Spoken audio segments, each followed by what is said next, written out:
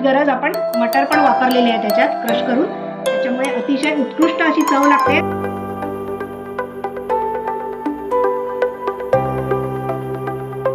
Hello friends, नमस्कार. कविताज रेसिपीमध्ये तुम्हा सगळ्यांचं खूप खूप स्वागत आहे. कसे आहात तुम्ही? मस्त मजेत ना? तर आता एक छानपैकी मॉर्निंग ब्रेकफास्टची रेसिपी तुम्हाला दाखवते. लहानांपासून मोठ्यांपर्यंत सगळ्यांनाच आवडते ती, आणि करायला अतिशय पटकन झटकन अशी रेसिपी आहे. चव तर एकदमच अमेझिंग आहे. नाव आहे पनीर फ्रँकी. चला तर फार वेळ न घालवता आपण पटकन बघूया कशी करायची. हे बघा, आपल्याला पनीर फ्रँकीचं जे फिलिंग करायचं आहे आपलं, त्याच्यासाठी इथे 2 टेबलस्पून मी तेल घातलेलं आहे आणि बारीक चिरून घेतलेलं आहे आलं आणि लसूण. ऑप्शनल आहे, लसूण तुम्हाला नको असेल तर नाही घातलं तरी तुम्ही चालणार आहे. मिरच्या कमी तिखटवाल्या आहेत, स्लिट करून बारीक चिरून घेतल्या. कच्चेपणा जाईपर्यंत 30 सेकंद परतायचं. आणि इथे कांदा मी बारीक चिरून घेतला होता. आता कांदा गुलाबी रंगावर येईपर्यंत परतून घ्यायचा. कांदा आलाय गुलाबी रंगावर, खूप पण लाल करायचं नाही आहे, कारण प्रत्येक गोष्टीला ना थोडा क्रंचीनेस हवा आहे आपल्याला. आणि इथे ना अर्धा कप मटार कच्चेच आहेत, ते मी मिक्सरला कोर्सली टेक्स्चरनी बारीक करून घेतलं आहे, ते घालते आणि थोडंसं याला परतून घ्यायचं आहे.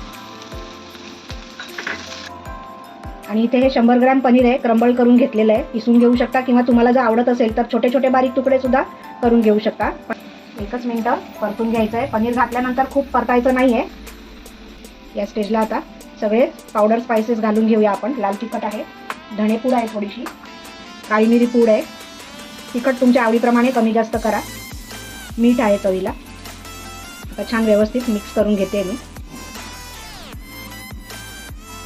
पनीरचं फिलिंग आपलं सॉटे करून झालेलं आहे. मी खालनं गॅस बंद करते आणि आता कोथिंबीर आहे ती घालायची आहे आणि थोडासा लिंबाचा रस घालते.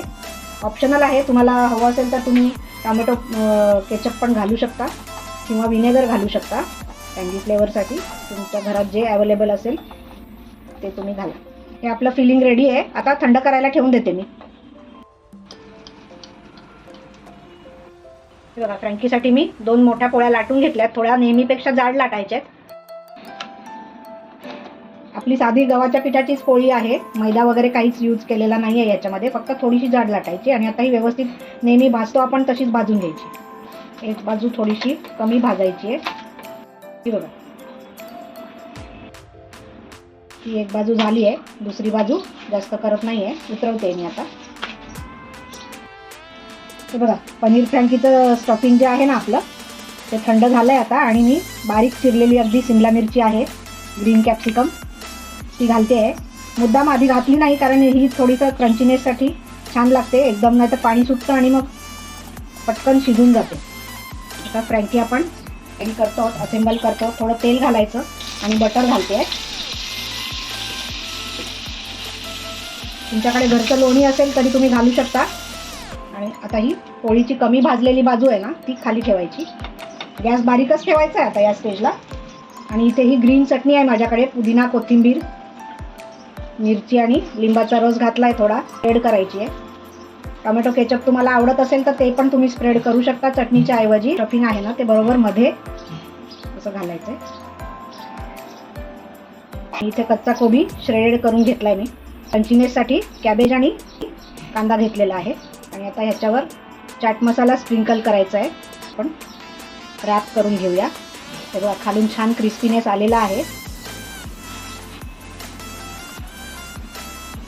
हे बघा, रॅप केली आहे अशा प्रकारे. अशीच आपण दुसरी फ्रँकी बनवून घेऊया आता. हे बघा,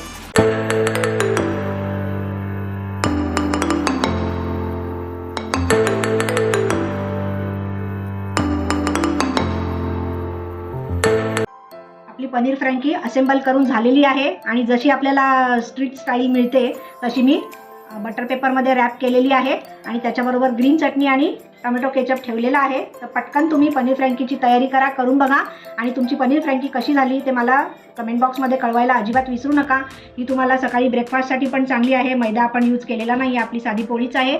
आणि मुलांची आणि सगळ्यांची गरज पण ह्याच्याने भागेल. पनीरमध्ये प्रोटीन असतं आणि कार्ब्सची गरज आपण मटर पण वापरलेली आहे त्याच्यात क्रश करून, त्याच्यामुळे अतिशय उत्कृष्ट अशी चव लागते. तर नक्की तुम्ही घरी ट्राय करा.